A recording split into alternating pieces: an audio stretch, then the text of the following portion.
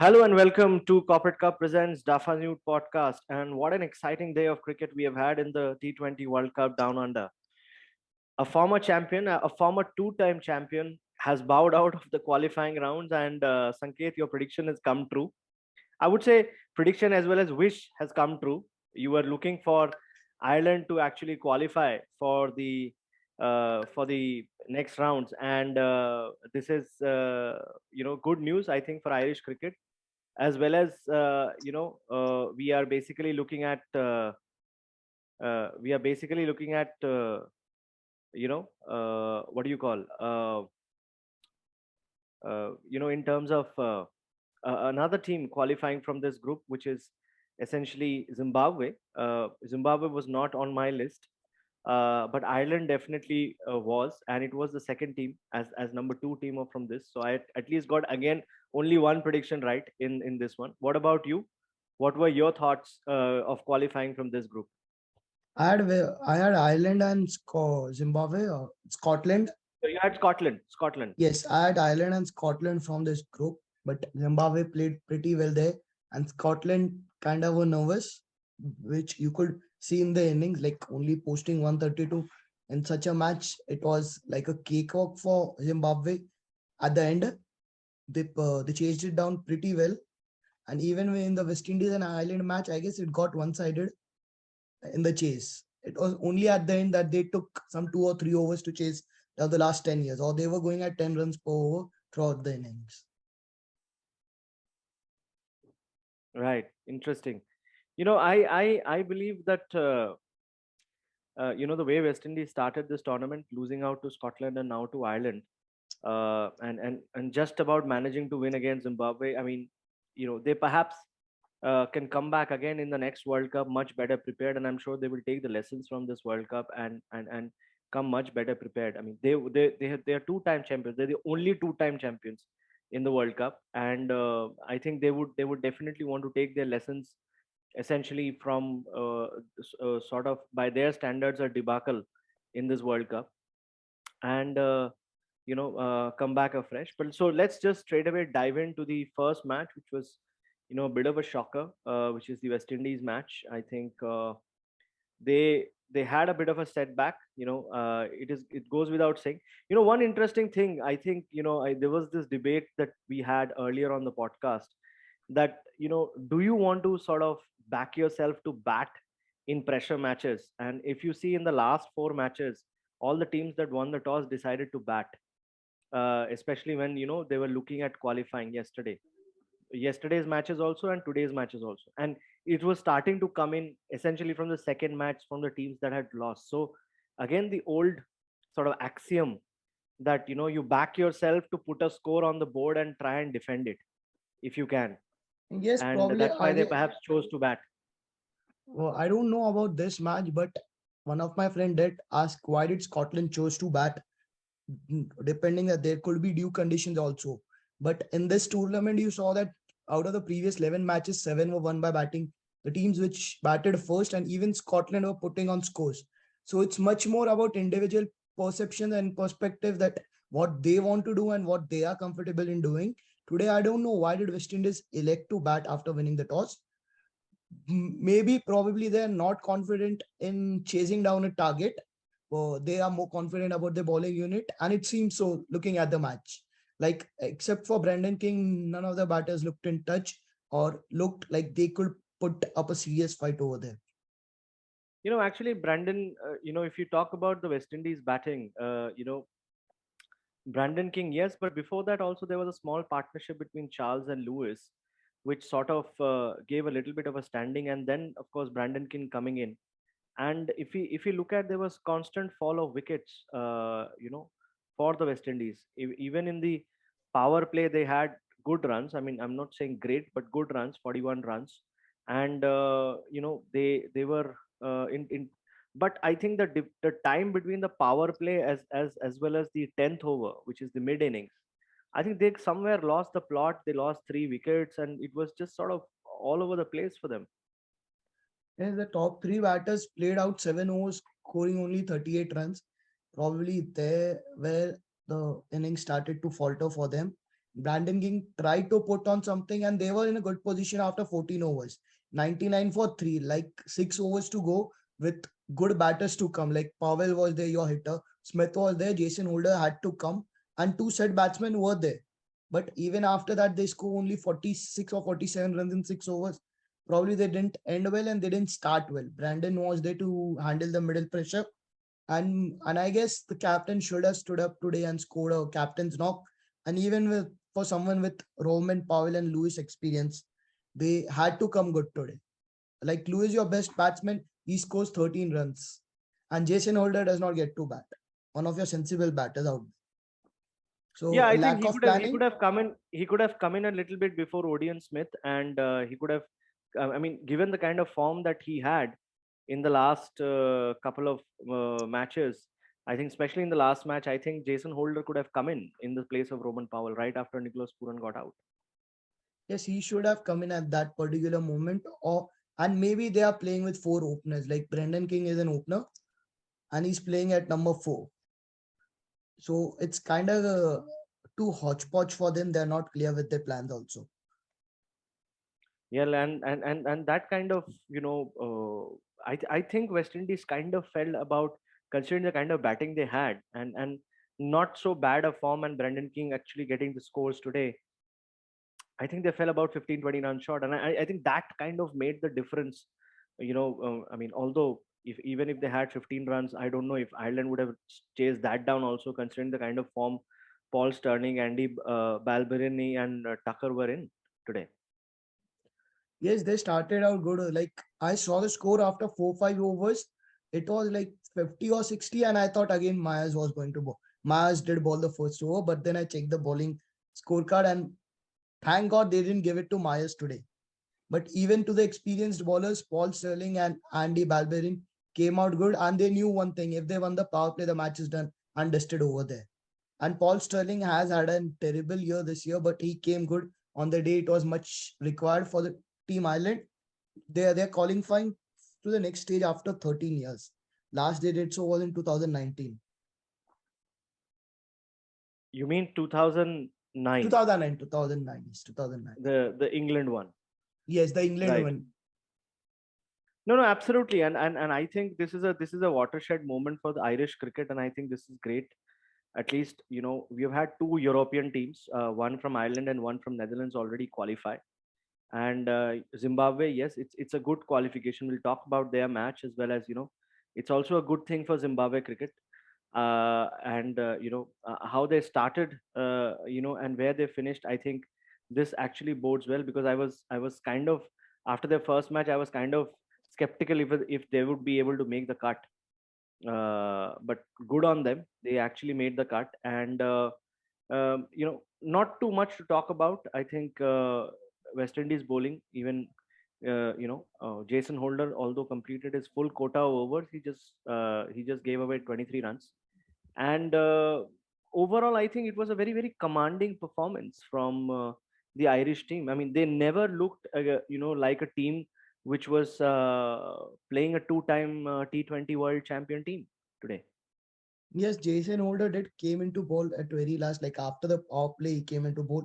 Until then, the required run rate was less than 6, and the top three batters showed some experience and nudged him for singles only. They did not even try to hit him for a boundary.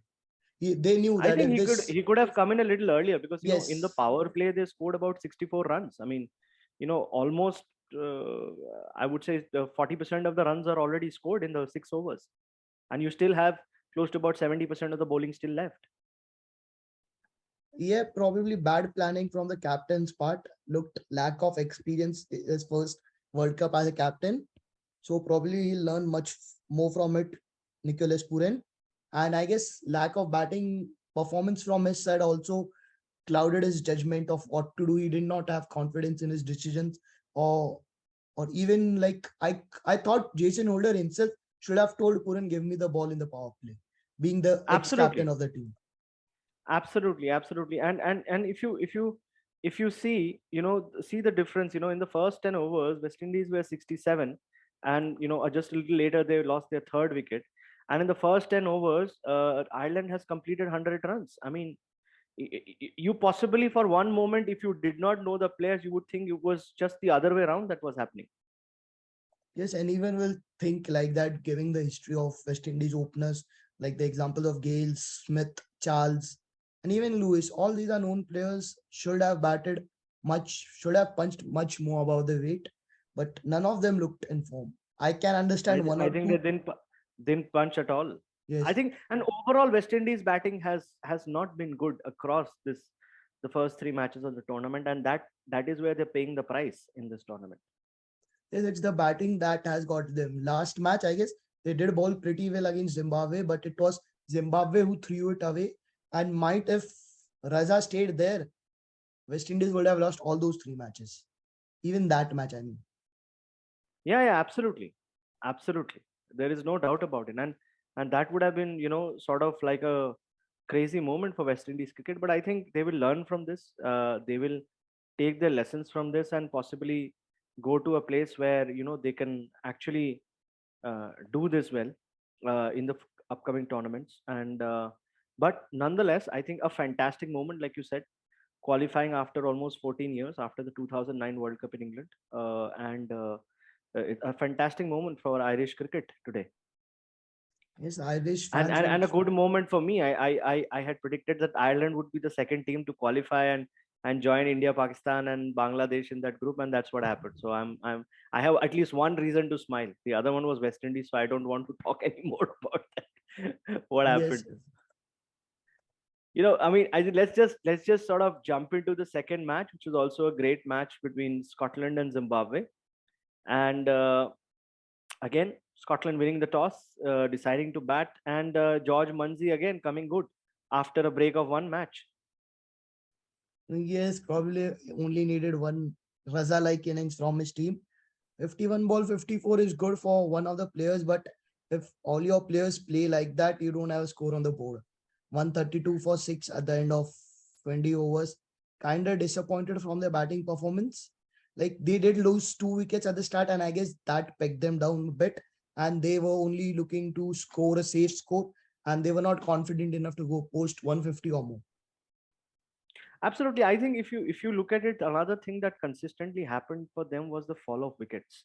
I mean, Michael Jones and Matthew Cross could not really contribute much, and even Richie Berrington, he kind of found the nick, but I think a little too late. I think by the time you were looking at the Scottish side, they were already 4 for 98, which was pretty much close to what do you say, 13th 14th over, and I think by then the plot was already lost, and I think these guys essentially sort of knew that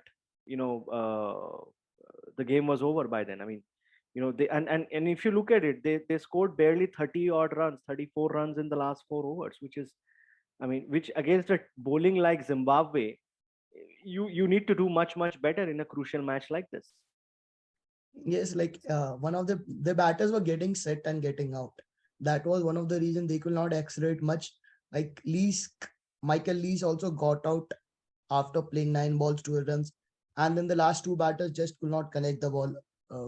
Depth bowling from Zimbabwe, and if Munsi would have tried to stay there, maybe you could have seen a score of 140 and a good fighting total for their bowlers. No, and absolutely, and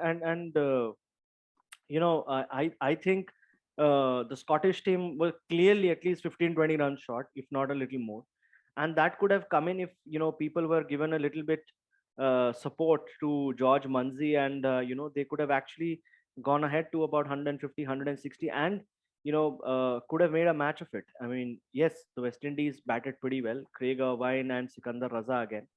But if you see the other contributors in the West Indies innings, I think, and Zimbabwe innings, they lost quite a few quick wickets. But for that Sikandar Raza partnership with Craig Irvine, I think it was pretty much, a walk in the a park for these guys. I mean, they came and went. Yes, Raza was the difference between both the teams. Like even one of the openers played a 54 balls, 58 innings, and even they lost 3 wickets at the start. Like at the end of 8 overs, they were three down for 42. If you remove Raza's innings, the rest of the batters are at 93 after 87 balls. So that He's kind. like 93 Yeah, run. go ahead. That kind of sums up the match. Like you needed one batsman to play freely and attack without caring for his wicket, and Raza was doing that. And good batting at the end by Milton and Ryan, holding the nerves and just scoring the runs required. Absolutely, and if you look at his bowling, also he got chipped in with a wicket. Again, a man of the match. So he's got two man of the matches right so far, and I think he's the man to watch out for the Zimbabwe team if they have to go any further and basically create trouble, as we say, for the other teams. Of course, we will talk about that. I think overall, a good positive thing for the Zimbabwe cricket here. And if you look at the table, they managed to top the group, and bulk of the credit needs to go to Sikandar Raza. Yes, Sikandar Raza, like I thought Ireland would should have topped the table if they tried to finish the match a little earlier today.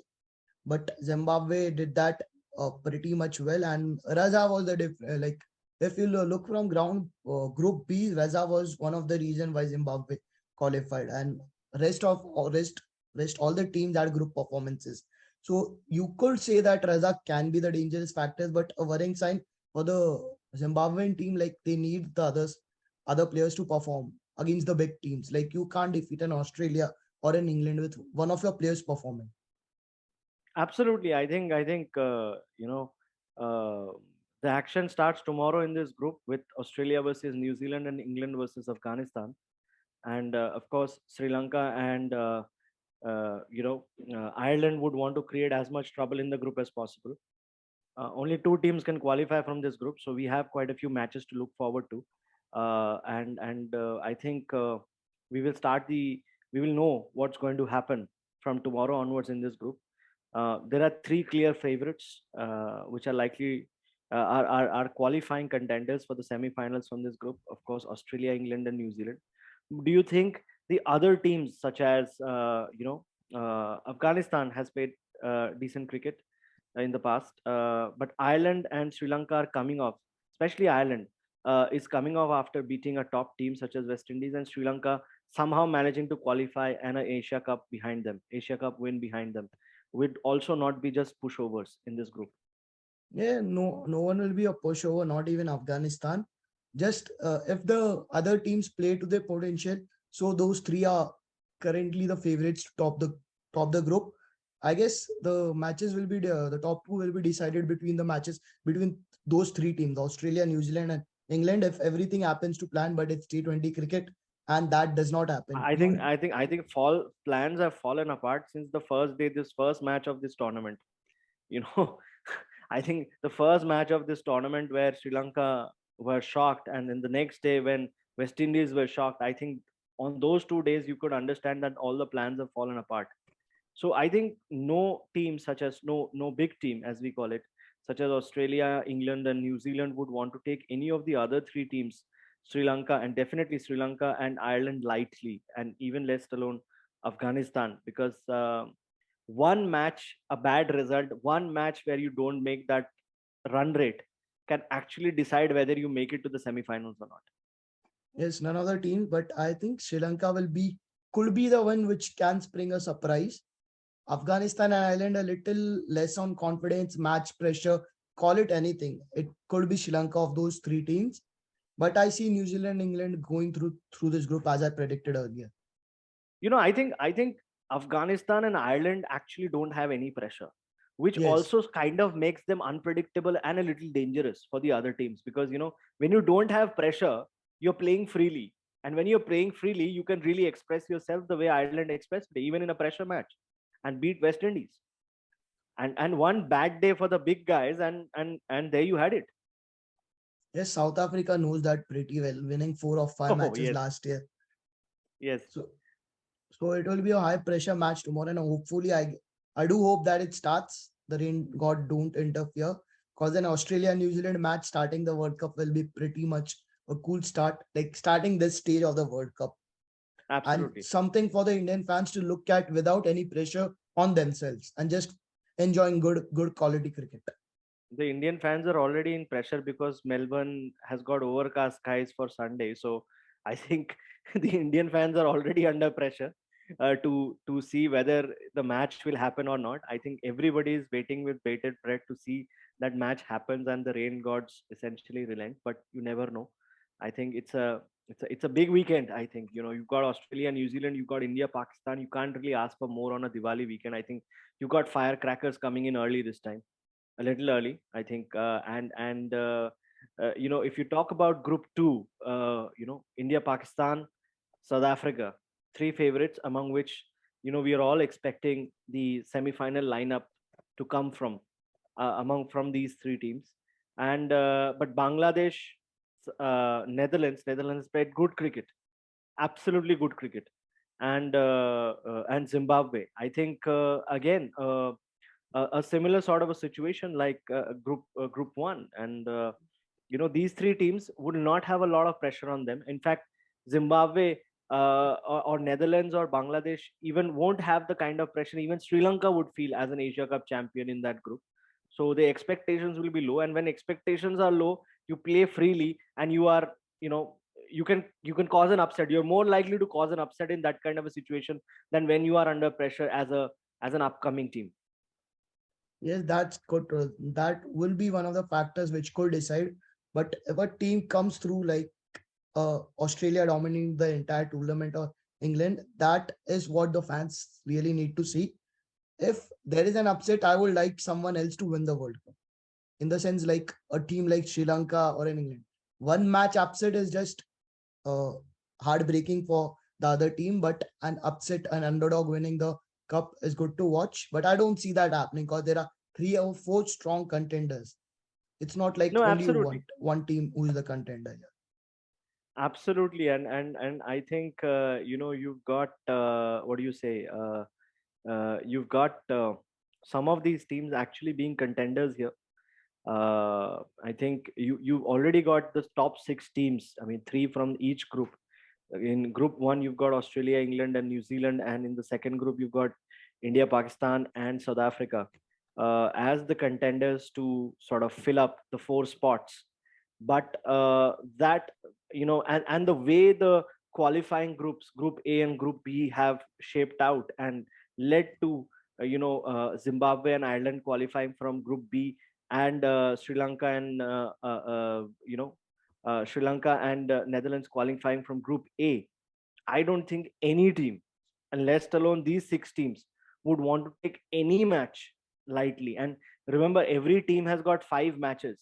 So if any of the big teams think that these three are easy wins and my position is going to be decided by how I play against the other two teams, and now if suppose God forbid the rain gods do not relent on Sunday for the India Pakistan match, and we actually have a sharing of points because of the rains, then you basically have a far tougher qualifying and pressure qualifying from both the matches. So India versus New Zealand and India versus and Pakistan versus New Zealand becomes a far more important match, and all the other four matches that these teams are going to play automatically become a must win. So you cannot really afford to relax in those games at all. No one can afford to relax in any game, but I guess if India needs to win the World Cup, there are four knockout games. The one versus Pakistan, the one versus New Zealand, and then the semi-final and the final. Let's assume that India play the way they have been playing since the last year and do defeat the other three teams. That's what I think of. And it will be the same for Pakistan or New Zealand, having four knockout games against the top two teams of that particular group. And then Pakistan, the, South Africa, my bad. It was not New Zealand, yes, South Africa. Pakistan and South Africa, and then they taking on the knockout stage. I hope that I hope that India No, Pakistan does happen. yeah, of course. I mean, it is like the game. People are looking forward to it in T20 World Cup, India versus Pakistan on a Diwali weekend. I mean, it's like the firecrackers have been brought from much before.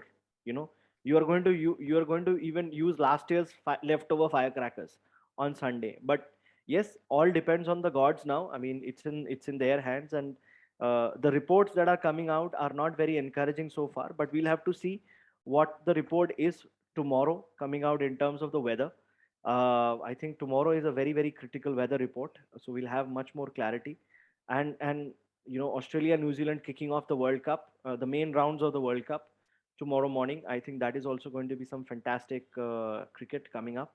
So all in all, I think some smashing cricket coming up in the next 3 weeks, Sanket, and I think we are going to have a great time with this World Cup. Yes, 3 weeks of good entertainment and good timings for watching the match, like the afternoon time. So a good entertainment, I suppose, and probably we would like to watch some close matches going in the 20th over, maybe 2 or 3 super overs, not Yeah. involving India. See, when India won a super over, they won the World Cup. Okay, That was 15 not years a back. super over. That was a bowl Whatever you out. call it, whatever, the concept of super over came after the bowl out, right? Earlier it was bowl out. So Yes. the concept was of that of elimination of one team. Okay.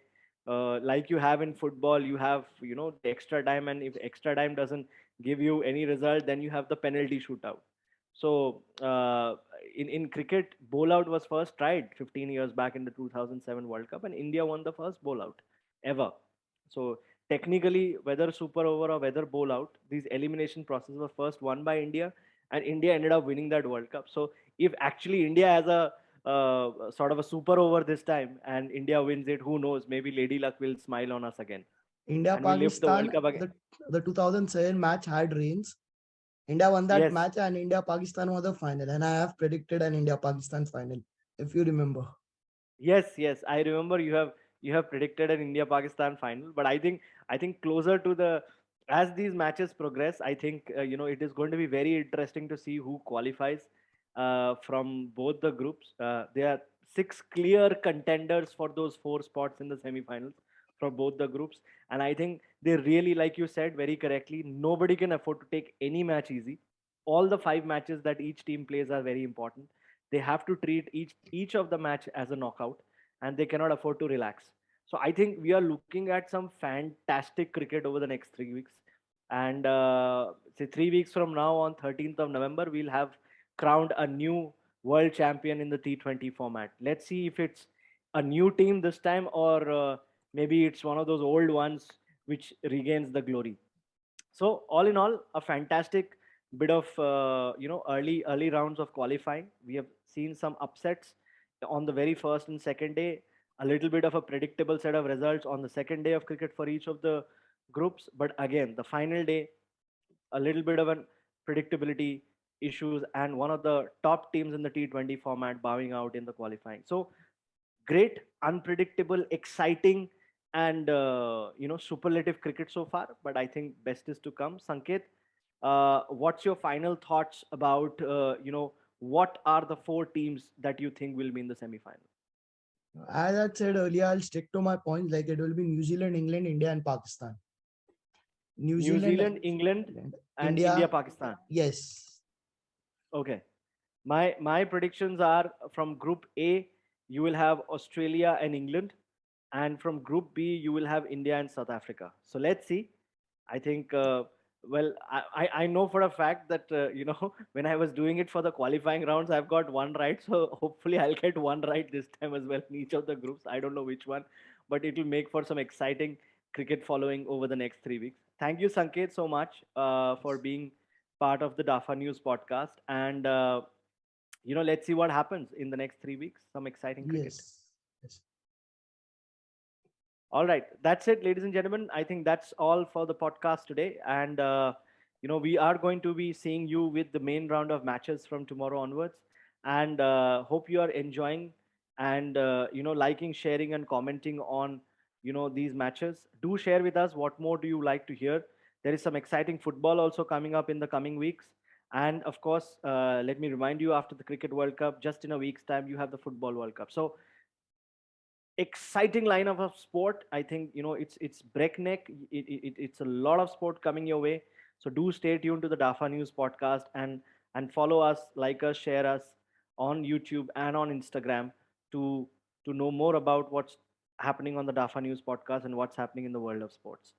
That's it. Goodbye and take care of yourself.